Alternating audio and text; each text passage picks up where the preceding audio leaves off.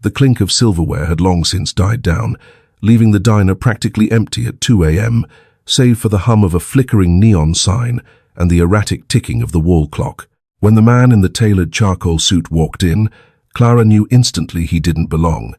It wasn't just the expensive wool or the calculated way he scanned the room. It was the heavy, unnatural slump of his jacket. When he reached across the counter for a sugar packet, the fabric shifted. A matte black Glock, nestled tight in a leather shoulder holster, gleamed under the harsh fluorescent lights. Clara's breath caught in her throat. But instead of screaming or reaching for the panic button, she made a split-second decision that would drag her deep into the city's most dangerous criminal underworld. Clara Higgins had spent the last 4 years wiping down the sticky laminate tables of O'Malley's Diner, a decaying establishment clinging to life on the corner of 9th Avenue and 44th Street in Hell's Kitchen. At 26, she was far too young for the permanent exhaustion that bruised the skin beneath her eyes, yet far too old to believe in fairy tales. The night shift was a relentless parade of insomniacs, cab drivers, and the occasional drunk stumbling in from the neighborhood dive bars. It was a predictable, exhausting routine, until the rain started pouring on a dreary Tuesday night, bringing with it a man who carried the unmistakable scent of ozone, expensive cologne, and fresh blood. The bell above the door chimed, cutting through the low drone of the diner's ancient refrigerator. Clara looked up from the coffee pot she was scrubbing. The man who stood in the entryway was tall, broad-shouldered, and soaked. Water dripped from the brim of his dark fedora and soaked into the shoulders of a charcoal suit that cost more than Clara's entire year's rent in her cramped Astoria apartment. He took off the hat, running a hand through damp, raven-dark hair, his jaw clenched so tight the muscle ticked visibly. His eyes, a striking, cold shade of slate gray, swept the diner. They dismissed the snoring truck driver in the corner booth, lingered for a fraction of a second on the front windows, and finally locked onto Clara. "Just coffee," he said, his voice a low, gravelly baritone that barely carried over the sound of the rain lashing against the glass. "Black. And whatever pie is fresh. Cherry's the only thing left that won't double as a doorstop," Clara replied, her voice steady despite the sudden, prickling sensation on the back of her neck. Survival in this city meant trusting your instincts, and every instinct Clara possessed was screaming that this man was dangerous. He nodded once and slid into a booth near the back, the only booth that offered a clear, unobstructed view of both the front door and the emergency exit in the kitchen. Clara poured a mug of the sludge that passed for decaf, plated a slice of cherry pie, and walked over. As she approached, she noticed the subtle signs of a violent evening. A faint smear of crimson stained the stark white cuff of his shirt. His breathing was controlled but shallow, the way someone breathes when they are trying to hide a fractured rib. "Here you go," she murmured, setting the heavy ceramic mug down. As she leaned over to place the plate of pie, her foot caught on the torn edge of the linoleum floor. She stumbled forward. The man's reflexes were terrifyingly fast. He shot a hand out, catching her by the forearm to steady her. The grip was iron-tight, pulling her slightly forward. In the sudden movement, his suit jacket fell open. Time seemed to slow to a crawl. Clara found herself staring directly at the dull, deadly metal of a Glock 19, strapped securely in a leather shoulder rig. It wasn't the small, discreet weapon of an off-duty cop. It was a serious piece of hardware, the kind carried by men who used them frequently and without hesitation. She froze, her wide eyes darting from the weapon up to his face. The man's expression hardened into a mask of pure ice. His hand slid from her arm, his fingers inching slowly toward the lapel of his jacket. "Forget what you saw, sweetheart," he whispered, the threat hanging heavy in the diner's stale air. "Walk away, and we both have a quiet night." Before Clara could process the warning, the bell above the diner door violently chimed again. 2 men shoved their way inside. They didn't look like tired truck drivers or lost tourists. They wore cheap leather jackets that bulged noticeably at the waistbands. The first man, with a jagged scar running through his left eyebrow, had a feral, hunting look in his eyes.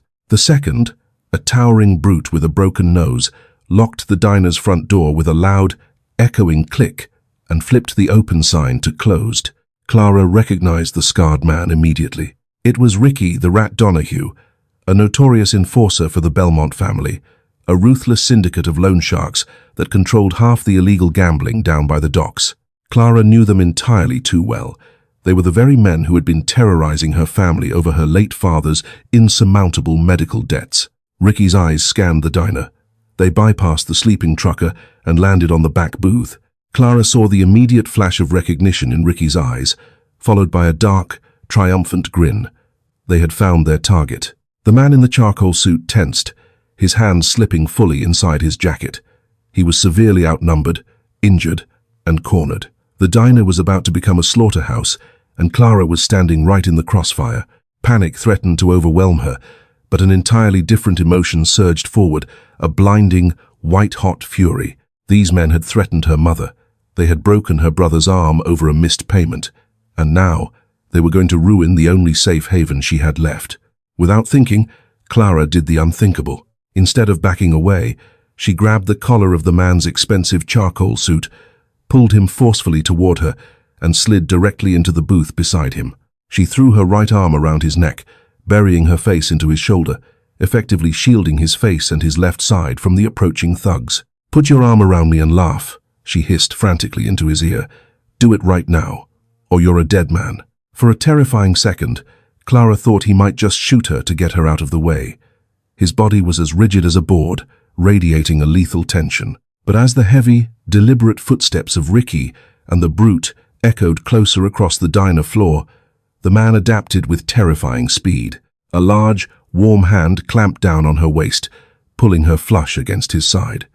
The scent of ozone and copper was overwhelming now. He buried his face in her hair, letting out a low, gruff chuckle that sounded chillingly authentic. Well, Ricky's voice sneered, stopping just inches from their booth. "Ain't this a touching scene?" Clara forced herself to look up, plastering on a look of drunken annoyance. She purposely smeared her red lipstick across her mouth with the back of her hand, making herself look thoroughly unhinged. "Hey, we're busy here," Clara slurred, pitching her voice a full octave higher to sound like an obnoxious, overserved clubgoer. "Can't a girl get some privacy with her boyfriend? Read the room. Ugly." Ricky blinked, completely thrown off guard by the sheer audacity of the waitress. He leaned over the table, squinting at the man whose face was still buried in Clara's neck, partially obscured by his fedora and Clara's cascade of messy brown hair. "Let me see your face, pal," Ricky demanded, his hand resting menacingly on the bulge beneath his leather jacket. Clara didn't miss a beat. She grabbed the half-full mug of hot black coffee and slammed it down onto the table with such force that the scalding liquid splashed violently over the edge, landing directly on Ricky's hand. "Ah, you crazy bitch," Ricky howled, violently jerking back and shaking his red, burning fingers. "I said we're busy," Clara shrieked, standing up slightly in the booth, placing herself entirely between the enforcer and the man in the suit. "Get out of my diner before I press the panic button and have the cops crawling all over you. I know you, Ricky Donahue, and I know you've got warrants. You want me to scream? I'll scream." The brute stepped forward, raising a massive fist, but Ricky held up his unburned hand. His face contorted in pain and rage. He looked from Clara's wild, furious eyes to the blinking red light of the security camera tucked in the corner of the ceiling. A camera Clara knew was a fake dummy, but Ricky didn't. "Forget it," Ricky spat, glaring at the man in the booth, who was still perfectly still, hiding his profile. "This ain't Costa. Costa wouldn't be caught dead slumming it with a loudmouth diner rat. We're wasting time. He's probably halfway to Queens by now." Ricky shot Clara a murderous glare. "You're gonna regret that, waitress." With a final sneer, the two enforcers turned and stormed out of the diner, the bell chiming violently in their wake. Clara stood frozen for a full 30 seconds, staring at the empty street outside the rain-streaked window. Her heart was hammering against her ribs like a trapped bird. Her knees buckled, and she collapsed back into the vinyl booth, gasping for air. The man next to her slowly sat up. He adjusted his jacket, concealing the Glock once more, and stared at her. The cold, slate-grey eyes were no longer just calculating. They were filled with profound bewilderment and a sharp, piercing curiosity. "You know who those men were," he stated. It wasn't a question. Ricky Donahue and a walking meat shield. Clara breathed out, her hands shaking so badly she had to tuck them under her thighs. "They work for Arthur Belmont, and yet you just threw scalding coffee on a mob enforcer to protect a man you've never met." The man tilted his head, his gaze intensely focused on her face. "Why? You saw the gun. You know what I am?" "Normal people run, sweetheart. They don't jump into the line of fire." "I'm not normal, and I'm tired of running," Clara snapped, the residual adrenaline making her reckless. "Belmont's men have been squeezing my family for 2 years over a loan we didn't ask for. They broke my brother's arm last month.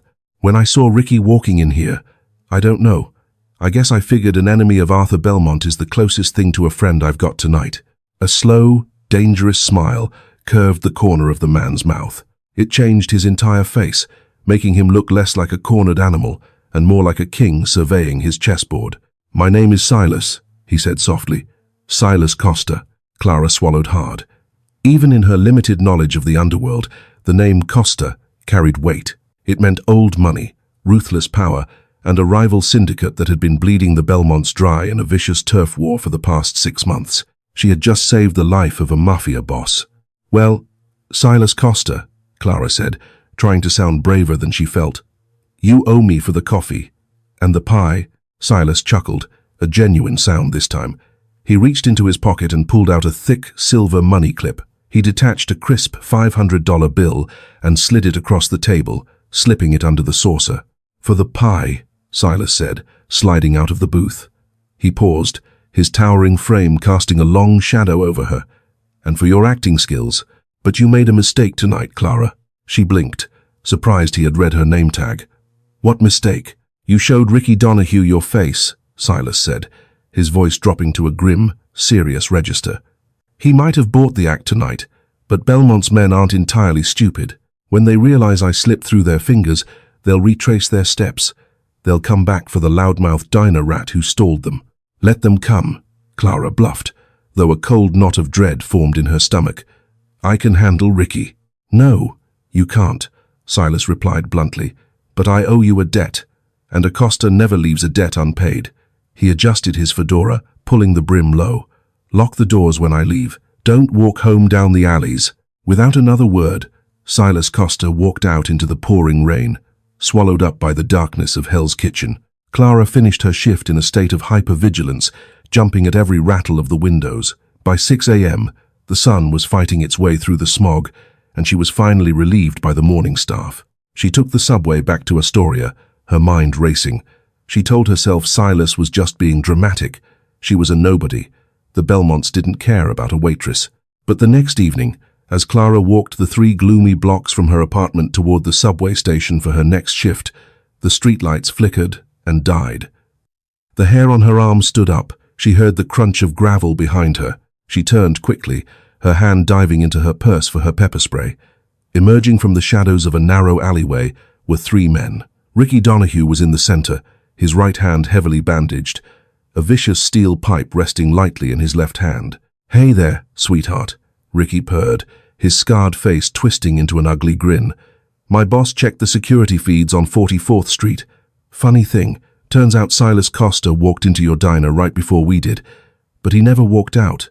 We're gonna have a little chat about where your boyfriend went." Clara backed up, hitting the cold brick wall of an abandoned storefront. She was trapped. Ricky raised the pipe, stepping into the dim light. Suddenly, the deafening roar of a high-end engine shattered the silence. A sleek, armored black SUV jumped the curb, its headlights blinding the thugs.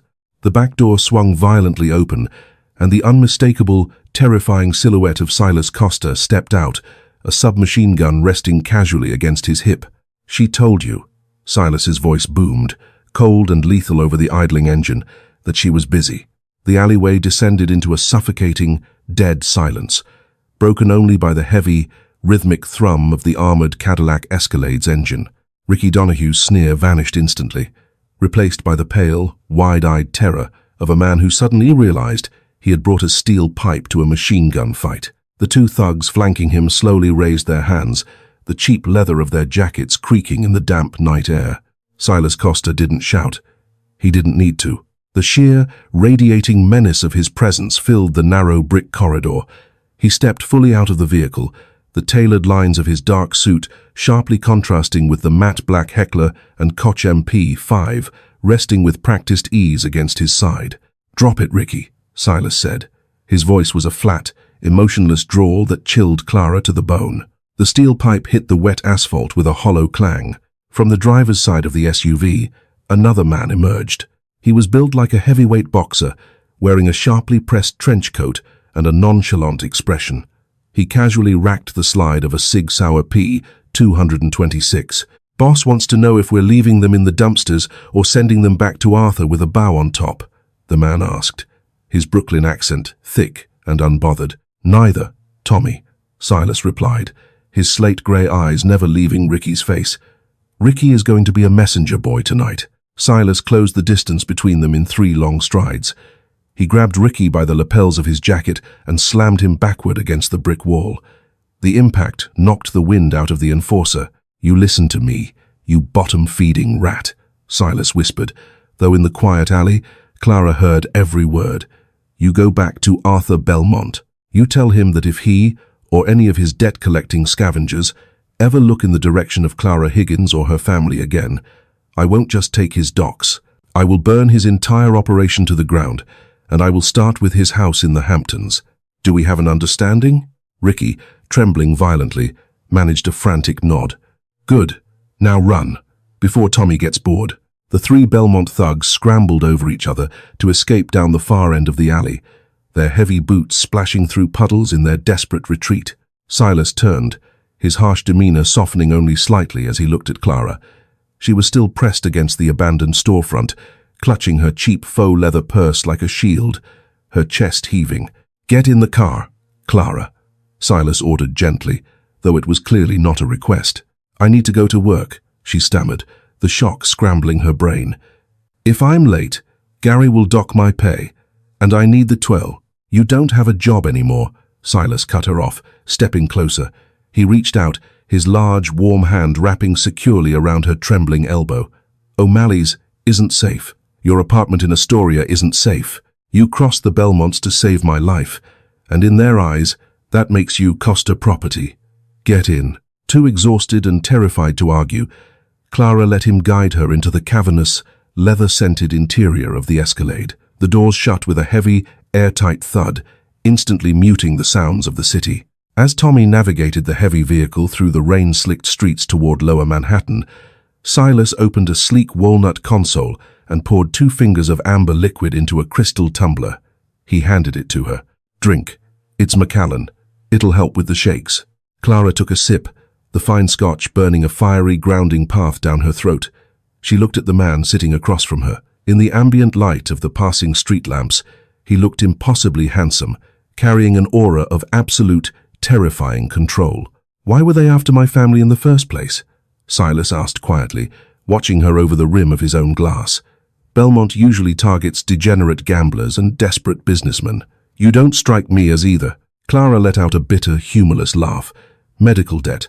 My father had pancreatic cancer. The insurance hit their lifetime cap in 6 months. We maxed out the credit cards, took out second mortgages. Then my brother, Leo, met a guy who said he could front us 40 grand to cover the experimental treatments. We didn't know it was Belmont money until the interest rates doubled the principal in 2 months. My dad died anyway, and we've been paying Belmont's collectors ever since." A dark shadow passed over Silas's eyes. $40,000. Arthur Belmont is going to war over pocket change. He pulled a sleek smartphone from his pocket and tapped a few buttons. "Tommy, call the boys in Queens. I want a 4-man detail on Martha Higgins's house immediately, and find out where her brother, Leo, is right now. Move them to the safe house in Jersey." "You're kidnapping my family?" Clara gasped, sitting up straight. "I'm protecting your family," Silas corrected, his gaze locking onto hers with a fierce intensity. "Belmont knows he missed you. His next play is your mother or your brother to draw you out. By sunrise, they'll be untouchable. And so will you." The SUV descended into a private, heavily guarded underground parking garage. They took a private elevator that required Silas's thumbprint to operate. When the polished steel doors finally slid open, Clara stepped out into a sprawling, multi-million-dollar penthouse in Tribeca. Floor-to-ceiling windows offered a breathtaking, panoramic view of the Hudson River and the glittering Manhattan skyline. The decor was modern, sharp, and minimalist dark leathers, brushed steel, and expensive, abstract art. It was a fortress disguised as a luxury hotel. "Make yourself at home," Silas said, shrugging off his suit jacket and unholstering the Glock, placing it deliberately on a marble side table. "There are clothes in the guest bedroom that should fit you. Take a shower. Lock the door if it makes you feel better. But nobody gets onto this floor without my say-so." Clara stood in the center of the vast living room, feeling entirely out of her depth. "How long do I have to stay here?" Silas poured himself another drink, his back to her. "Until Arthur Belmont is no longer a threat. And in our world, Clara, that means until Arthur Belmont is dead." The next morning, Clara awoke in a bed that felt like a cloud, wrapped in Egyptian cotton sheets that probably cost more than her car. Sunlight streamed through the massive windows of the guest suite. For a brief, disorienting moment, she forgot the gunfire, the alleyway, and the mafia boss. Then, the heavy oak door clicked open, and reality came rushing back. She walked out into the main living area, wearing a pair of borrowed silk pajamas and a plush cashmere robe she'd found in the closet. The penthouse was a hive of quiet, urgent activity. 3 men in tailored suits, including Tommy, were huddled around a massive oak dining table, spread with blueprints and laptops. Silas stood at the head of the table, dressed impeccably in a dark navy suit, no tie, looking every bit the ruthless CEO of an illicit empire. When he saw Clara, the hard, calculating lines of his face softened infinitesimally. He offered her a slight nod, gesturing toward a sleek marble kitchen island where a spread of fresh pastries and coffee awaited. "Sleep well?" he asked, stepping away from his men to join her in the kitchen. "I slept," Clara replied cautiously, pouring herself a cup of coffee. It smelled rich and expensive, a far cry from the diner sludge. "Have you heard anything about my mother and Leo?" "They're safe," Silas assured her, leaning against the counter, crossing his arms. "My men relocated them to a secure property I own in New Jersey. Your brother put up a fight, but once we explained the situation, he cooperated. They have food, security, and a direct line to me." Clara exhaled a shaky breath, a massive weight lifting off her chest. "Thank you. I owe you." "You don't owe me anything.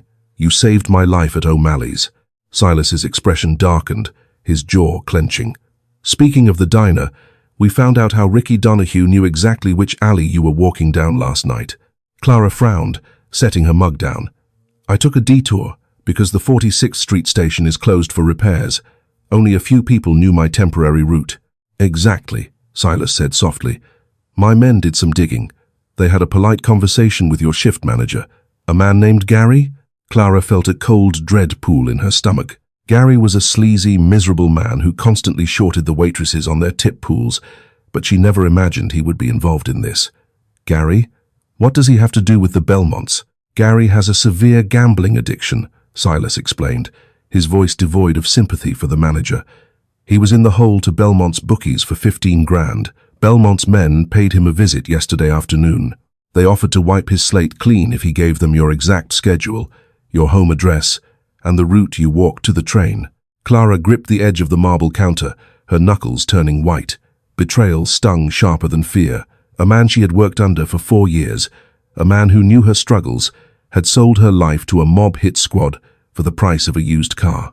"I'm sorry, Clara," Silas said, his voice dropping to a rare, gentle timbre. He reached out, his hand covering hers on the counter. His skin was warm, calloused from years of violence, yet incredibly grounding. "The world you lived in, it doesn't exist anymore. Belmont poisoned it." Before Clara could process the emotional whiplash of his touch, Tommy's voice barked from the dining table. "Boss, you need to see this, right now." Silas pulled his hand away, his demeanor instantly snapping back to ice-cold authority. He strode over to the table. Clara, unable to stay behind, followed close on his heels.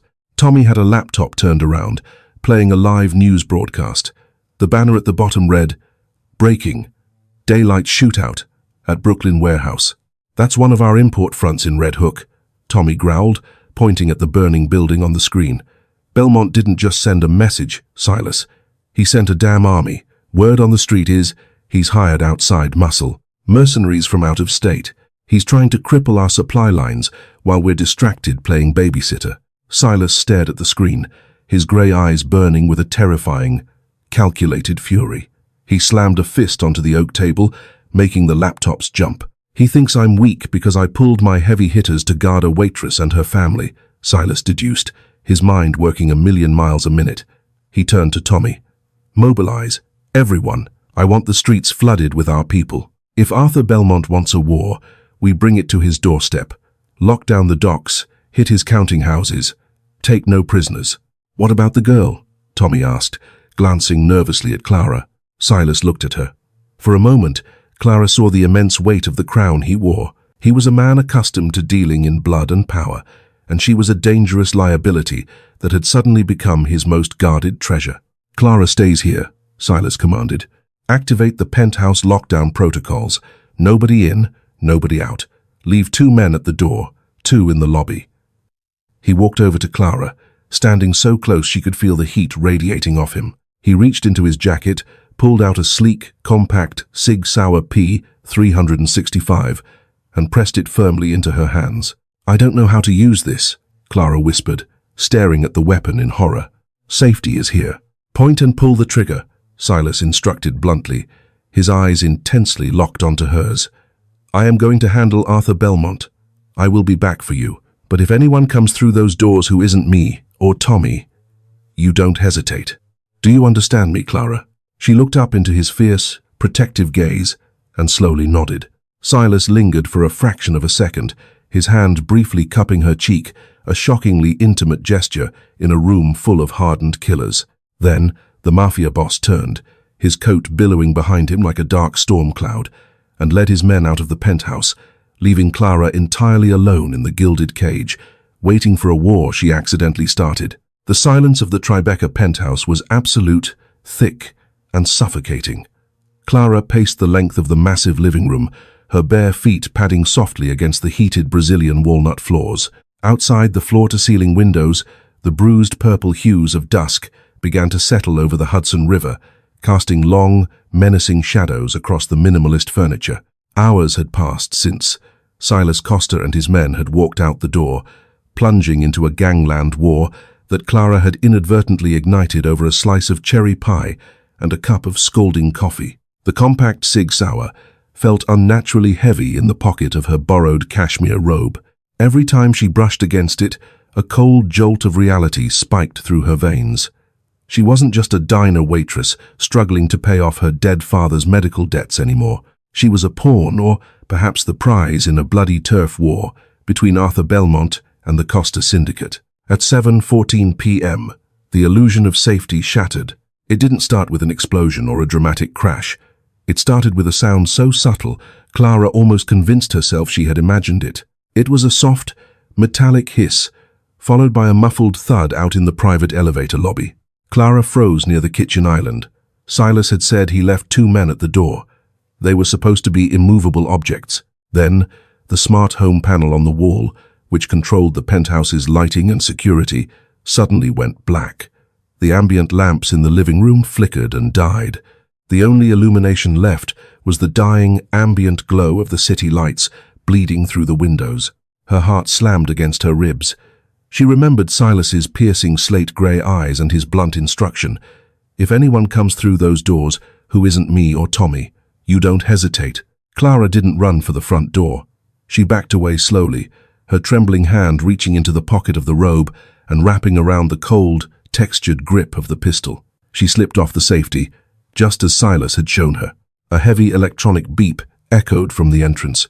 The secondary security lock on the massive oak double doors was being bypassed. Someone had the override codes. Panic threatened to blind her, but the sheer instinct to survive pushed it down.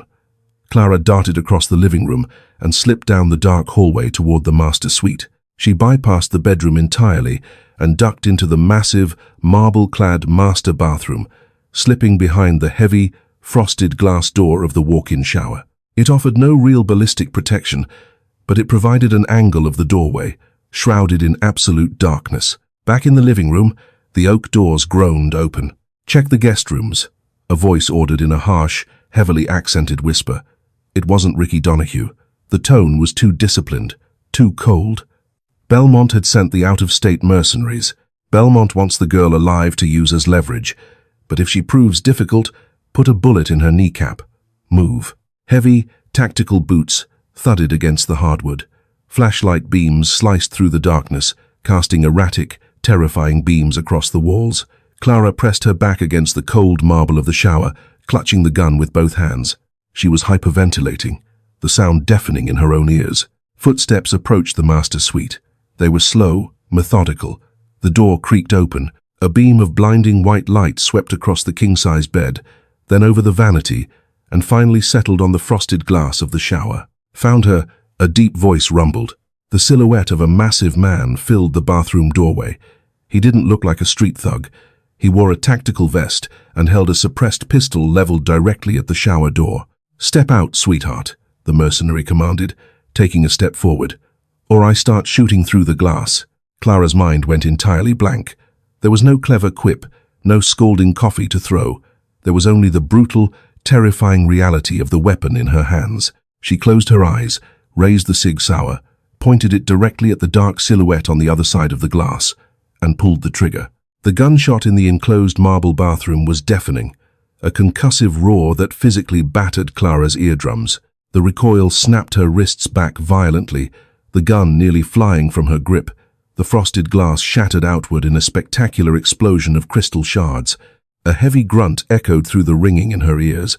The mercenary stumbled backward, his own gun discharging blindly into the ceiling, raining plaster down on the tile. He collapsed heavily against the vanity, clutching his shoulder where Clara's wild shot had miraculously found its mark. Before the man could recover, Clara scrambled out of the ruined shower, her bare feet cutting on the broken glass, though the adrenaline completely masked the pain. She didn't look back. She sprinted down the hallway, bursting back into the cavernous living room, just as a second mercenary rounded the corner from the kitchen. He raised his weapon, shouting a command she couldn't hear over the ringing in her ears. Clara pointed the gun again, desperate and terrified, but before she could pull the trigger, the glass of the floor-to-ceiling window behind the mercenary exploded inward. A high-caliber sniper round from an adjacent rooftop tore through the mercenary's chest, throwing him violently to the floor. The penthouse doors burst open again. Clara spun around, raising her gun, a scream tearing at her throat. "Clara! Drop it!" It was Tommy. His trench coat was covered in drywall dust, his face smeared with grease and a streak of blood, but his gun was pointed squarely at the ceiling. Behind him, 3 more Costa men flooded the penthouse, instantly securing the perimeter. Clara's knees finally gave out. The gun slipped from her numb, trembling fingers, clattering loudly against the hardwood floor. She collapsed onto the rug, gasping for air, the sheer terror finally breaking through her adrenaline-fueled dam. 40 minutes later, the Tribeca penthouse resembled a war zone. The bodies of the 2 mercenaries had been discreetly dragged out by Tommy's cleanup crew. Heavy plastic tarps covered the shattered windows, flapping violently in the cold night wind pouring off the Hudson River. Clara sat on the edge of the leather sofa, a thick wool blanket wrapped tightly around her trembling shoulders. A Costa medic was carefully using tweezers to pull fragments of frosted glass from the soles of her feet, swabbing the minor cuts with iodine. She didn't flinch. She felt entirely numb. The private elevator chimed. The heavy steel doors slid open, and the temperature in the room seemed to drop 10 degrees. Silas Costa walked in. He looked like a man who had spent the last several hours walking through hell and had thoroughly enjoyed the trip.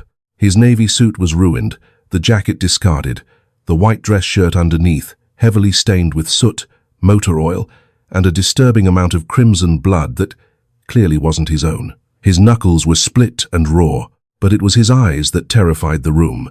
They were wide, frantic, and entirely unhinged. The cold, calculating mafia boss was gone. In his place was a man violently desperate to verify that his world hadn't just ended. His gaze snapped to the shattered windows, to the bloodstain near the kitchen, and finally, it landed on Clara, sitting on the sofa. Silas crossed the massive living room in seconds, brushing past Tommy and the medic as if they were ghosts. He dropped to his knees directly in front of Clara, ignoring the broken glass still scattered on the rug.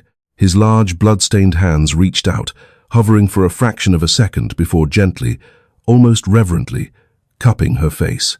"Clara," he breathed, the word sounding like a prayer ripped from his chest. His thumbs stroked her cheekbones, his eyes frantically scanning every inch of her face for injuries. "Are you hurt? Did they touch you?" "I'm okay," Clara whispered, her voice cracking.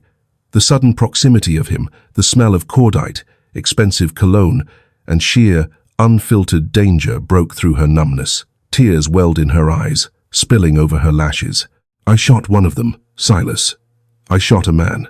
I know, sweetheart," Silas murmured, his forehead resting against hers, his eyes closing in immense, shuddering relief. "You did exactly what you had to do. You survived. That's all that matters." He pulled back slightly, his expression hardening into a mask of pure, unadulterated, lethal intent. He stood up, turning to face Tommy, who was standing nervously near the destroyed smart home panel. "How did Belmont's mercenaries get past the lobby security, Tommy?" Silas asked, his voice deadly quiet. "And more importantly, how did they get the electronic override codes to my private residence?" Tommy swallowed hard, pulling a crushed, bloodied burner phone from his pocket. "The two guys you left at the lobby doors. They were poisoned, boss. Cyanide, in their coffees. Someone on our end brought them the drinks. We checked the security feeds before the system was wiped." Tommy hesitated, looking around the room at the other, made men before his eyes locked onto a tall, impeccably dressed lieutenant standing near the hallway. "It was Dominic," Tommy stated grimly. The air sucked out of the room. Dominic, a trusted captain who had been with the Costa family for over a decade, instantly went for the weapon inside his jacket. Silas was faster. With terrifying, blinding speed, he drew his Glock from his shoulder holster and fired a single shot. The bullet struck Dominic in the kneecap. The lieutenant screamed, collapsing onto the hardwood floor, writhing in agony. Silas walked over to the bleeding man, his face devoid of any humanity. He looked down at the traitor, like one might look at a crushed insect. "Belmont promised you my seat, didn't he?" Silas asked coldly, aiming the muzzle of the Glock directly between Dominic's eyes. "He promised you control of the ports if you gave him the girl and took me off the board. He said you were weak." Dominic spat through his pain, clutching his shattered knee. "You tore the whole city apart for a diner waitress. You endangered the entire family over a nobody." Arthur was right. "You lost your edge, Silas." "My edge?" Silas repeated softly. A dark, terrifying smile curved his lips. "Let me show you my edge, Dominic." Silas didn't shoot him again. Instead, he holstered his weapon and gestured to Tommy. "Take him to the warehouse in Red Hook, the one Belmont tried to burn down. Keep him alive. I'll deal with him personally when I'm finished with Arthur." As Tommy's men dragged the screaming, bleeding traitor to the freight elevator, Silas turned back to Clara. The violence of the moment was jarring, a stark reminder of the absolute brutality of the man she had saved. He walked back to her, kneeling once more amidst the wreckage of his luxurious life. He took her hands, his thumbs tracing the knuckles that were still bruised from the recoil of the gun. "Dominic was right about one thing," Silas said, his voice dropping to a low, intimate register meant only for her. "I did tear the city apart for you today, and I would do it again tomorrow. Belmont thought you were my weakness, Clara. He didn't realize that the moment you threw yourself in front of a gun for me in that diner, you became the most dangerous thing in my life." Clara looked into his slate-gray eyes, seeing the absolute, terrifying devotion burning within them. The line between captor, protector, and something far deeper had entirely blurred. She wasn't just surviving anymore, she was standing beside the king of the underworld. "What happens now?" Clara asked, her voice steadying. Silas stood, pulling her gently up with him. He wrapped a protective arm around her waist, pulling her flush against his side, just as he had in the diner booth. "Now," Silas said, looking out at the darkened Manhattan skyline, "Arthur Belmont finds out what happens when you corner a Costa. We end this, tonight." The drive to the Hamptons was conducted in a suffocating, hyper-focused silence. A convoy of 5 armored matte black SUVs cut through the midnight fog of the Long Island Expressway like a pack of wolves closing in on a wounded deer. Inside the lead vehicle, Clara sat beside Silas. The cashmere robe had been replaced by black tactical cargo pants, a fitted turtleneck, and a Kevlar vest that Silas had personally fastened over her chest. She wasn't just a bystander anymore, she was the catalyst. Silas hadn't wanted her to come, but Clara had adamantly refused to be locked away again. The Belmonts had terrorized her family for years, driving her father to an early grave and her brother to desperation. She needed to see Arthur Belmont fall. "We are 2 miles out from the estate," Tommy's voice crackled over the secure radio frequency. "Drone surveillance confirms Belmont has pulled all his surviving lieutenants to the main house. He's cornered himself. Good, Silas replied, his voice a low, lethal hum. He pulled the slide back on his customized assault rifle, checking the chamber. He thinks his money and his high walls can save him. Cut the power grid to the entire block. Blind them. Silas turned to Clara. The cold, mechanical glow of the GPS illuminated the sharp, unforgiving planes of his face. He reached out, his gloved hand resting over hers. You stay in this vehicle with the driver. The glass is bulletproof, up to a .50 caliber. No matter what you hear, you do not open these doors until I come back for you. Understood? Clara nodded, her throat dry, but her eyes burning with a newfound, hardened resolve. Finish it, Silas. The convoy killed their headlights, rolling to a silent stop at the perimeter of the sprawling, 20-acre Belmont estate. It was a grotesque monument to blood money, a massive colonial mansion surrounded by manicured lawns and high wrought-iron gates. Suddenly, the entire estate plunged into pitch blackness. The ambient glow of the mansion died in an instant. The siege had begun. From the safety of the SUV, Clara watched through the reinforced windshield as Silas and 24 of his most elite enforcers poured out of the vehicles. They moved like phantoms, clad in advanced night vision gear, scaling the perimeter walls with terrifying efficiency. Muffled, suppressed gunshots, pft, pft, pft, began to echo through the damp sea air, followed by the dull thuds of Belmont's perimeter guards hitting the grass. Inside the mansion, chaos reigned. Clara could see the frantic, dancing beams of tactical flashlights through the grand floor-to-ceiling windows. Arthur Belmont was not a soldier. He was a wealthy, arrogant loan shark who preferred to let men like Ricky Donahue do his dirty work. As Silas's men breached the heavy oak front doors with a localized explosive charge, Belmont's hired mercenaries realized they were entirely outmatched. The Costa Syndicate wasn't just fighting for territory anymore. They were fighting with the fanatical fury of a family that had been humiliated and attacked on their own soil. Through a secure tablet mounted on the dashboard, Clara watched the live feed from Tommy's helmet camera. The Costa men cleared the grand foyer in seconds, leaving a trail of disarmed and bleeding Belmont thugs in their wake. Basement vault, Silas's voice barked over the comms. That's where the rat is hiding. The camera feed bounced dizzily as Tommy followed Silas down a sweeping marble staircase into the subterranean levels of the mansion. At the end of a long, dimly lit corridor stood a massive steel vault door. Two of Belmont's heavily armored guards tried to raise their weapons, but Silas didn't even break his stride. Two precise, deafening shots from his Glock echoed in the tight space, and the guards dropped. Tommy slapped a block of military-grade C4 against the electronic locking mechanism of the vault. Breaching in 3, 2, 1. A concussive shockwave rattled the tablet in Clara's hands. The steel door groaned, its internal locking bars shattered by the blast.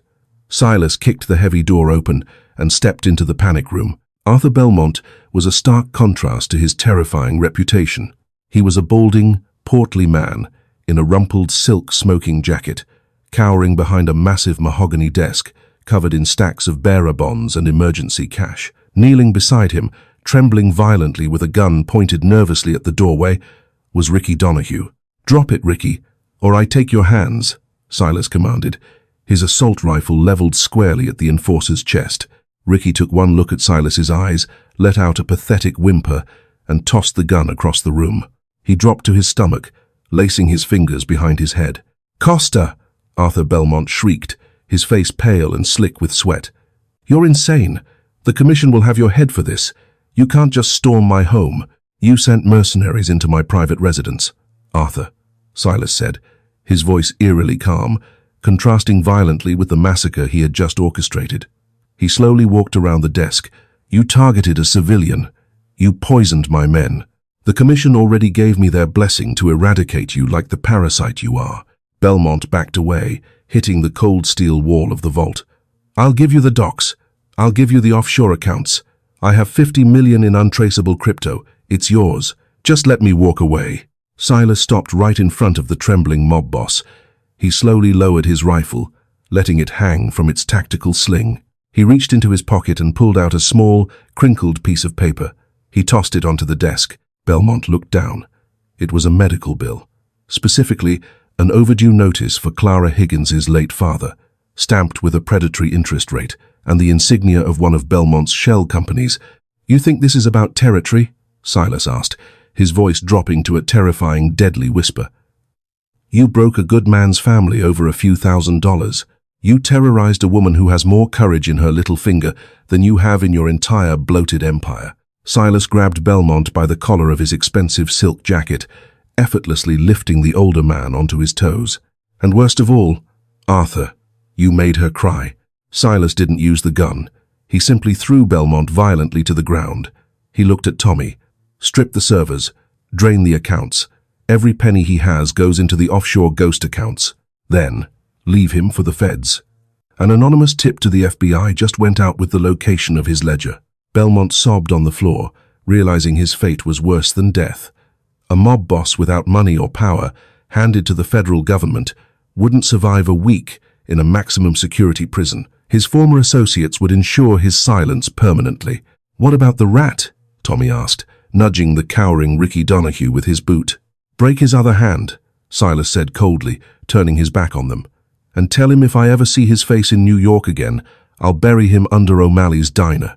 20 minutes later, the armored SUV doors opened. Clara flinched, reaching for the pistol at her side, but relaxed the moment she smelled the familiar scent of ozone, expensive cologne, and gunpowder. Silas slid into the seat beside her. He looked exhausted, the adrenaline finally leaving his system, but his slate-grey eyes were clear and entirely focused on her. He reached out, gently pulling her into his chest. Clara wrapped her arms around his waist, burying her face into his Kevlar vest, listening to the steady, rhythmic beating of his heart. The flashing red and blue lights of distant police sirens began to paint the fog on the horizon. The Costa Syndicate had already vanished into the night, leaving the ruined Belmont Empire for the authorities to clean up. "It's over," Silas whispered into her hair, his hand smoothing down her back. "Your mother and brother are entirely debt-free. Their house is paid off. The Belmonts will never look in their direction again." Clara looked up at him, her heart swelling with an emotion that was far more dangerous than fear. "And what about me? Where do I go now?" A slow, genuine smile broke through the hardened mask of the mafia boss. He cupped her cheek, his thumb brushing over her lower lip. "You," Silas said softly, leaning in until their lips were mere inches apart, "are coming home with me. You saved my life, Clara, and I intend to spend the rest of mine making sure you never have to work a night shift again." He closed the distance, kissing her with a desperate, fierce devotion that sealed their fate. The waitress from Hell's Kitchen hadn't just survived the underworld.